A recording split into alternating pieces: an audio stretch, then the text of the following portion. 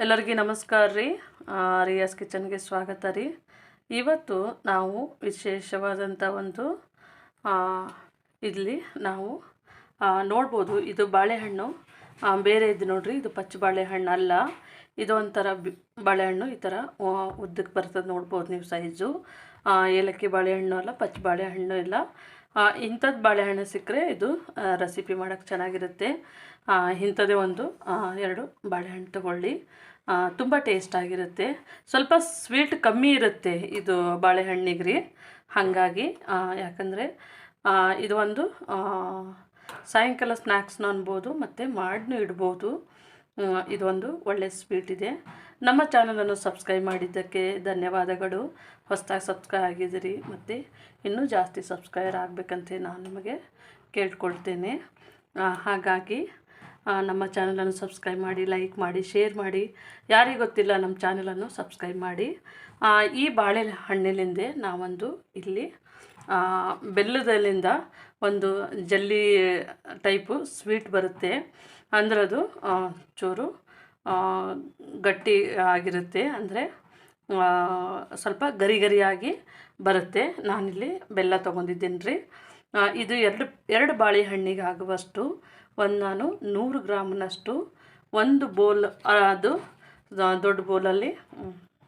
ಈಗ ಅಚ್ಚು ಬೆಲ್ಲಗಳು ಸಣ್ಣ ಬರ್ತವೆ, ದೊಡ್ಡ ಬರ್ತವೆ, ನಿಮಗೆ ರುಚಿ ನೋಡಿ ಹಾಕೋಬೋದು. ನಾನಿಲ್ಲೊಂದು 100 ಗ್ರಾಮ್ ಆಗುವಷ್ಟು ಬೆಲ್ಲವನ್ನು ತೊಗೊಂಡಿದ್ದೇನೆ. ಮತ್ತು ಇಲ್ಲೊಂಚೂರು ಏಲಕ್ಕಿ ಪುಡಿ, ಮತ್ತಿದು ಇದು ಇದೆ ರೀ, ಇದು ಒಣ ಶುಂಠಿ ಪುಡಿ ಇದೆ ರೀ. ಇದನ್ನು ನಾನು ಮನೆಯಲ್ಲೇ ಶುಂಠಿ ತಂದು ಇಡ್ತೀವಿ ನೋಡಿರಿ, ಅದು ಇಟ್ಟಲ್ಲೇ ನಮಗೆ ಒಣಗಿ ಹೋಗಿರ್ತದೆ ನೋಡಿರಿ, ಅದರಲ್ಲಿಂದ ಮಾಡ್ಕೊಂಡಿದ್ದು ಶುಂಠಿ. ಮತ್ತು ಇಲ್ಲಿ ನೀವು ನೋಡ್ಬೋದು, ಇಲ್ಲಿ ನಾನು ಒಂದು 3 ಟೇಬಲ್ ಸ್ಪೂನಷ್ಟು ಇದು ಇಟ್ಕೊಂಡಿದ್ದೇನೆ, ಅಕ್ಕಿ ಹಿಟ್ಟನ್ನು ಇಟ್ಕೊಂಡಿದ್ದೇನೆ. ಇದರಲ್ಲಿ ಒಂದು ಹೊಸದಾಗಿ ಸ್ವೀಟನ್ನು ಮಾಡಿ ತೋರಿಸ್ತಾ ಇದ್ದೀನಿ.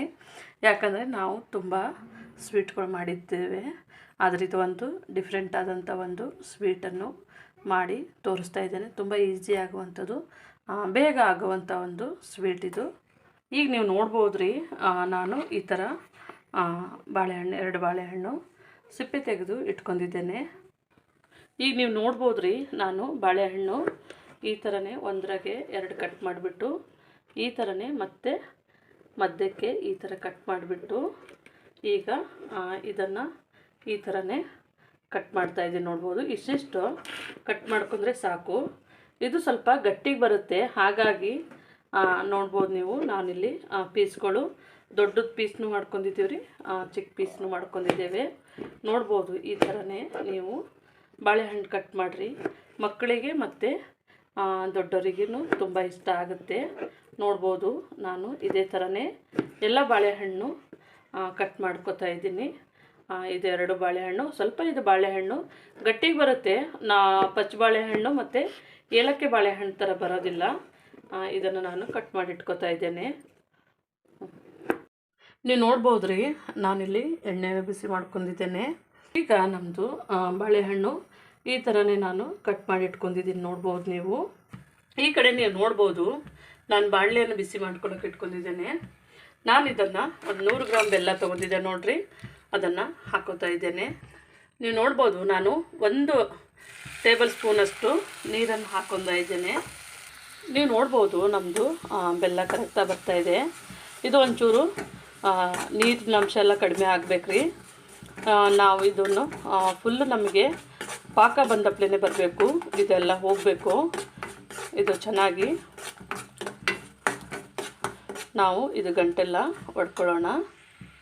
ನೋಡ್ಬೋದು ರೀ, ನಮ್ಮದು ಬೆಲ್ಲ ಪಾಕ ಸರಿಯಾಗಿದೆ. ನಾನಿವಾಗ ಇದನ್ನು ಸ್ಲೋ ಫ್ಲೇಮ್ನಲ್ಲಿ ಇಡ್ತಾ ಇದ್ದೀನಿ.